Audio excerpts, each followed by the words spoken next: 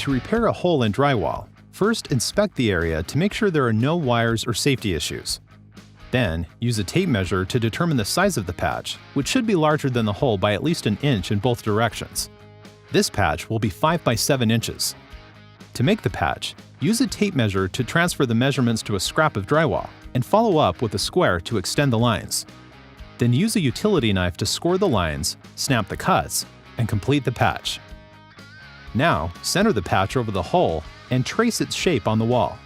Then use a utility knife to score the paper at the lines, and follow with a jab saw to cut the hole. Once removed, cut 2 strips of wood about 2 inches taller than your patch, so they bridge the hole and can be fastened with drywall screws.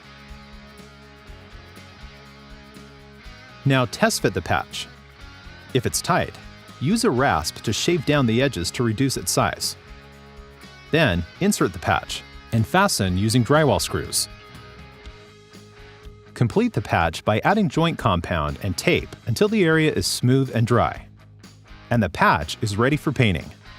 For more tools and projects, visit stanleytools.com/project guides.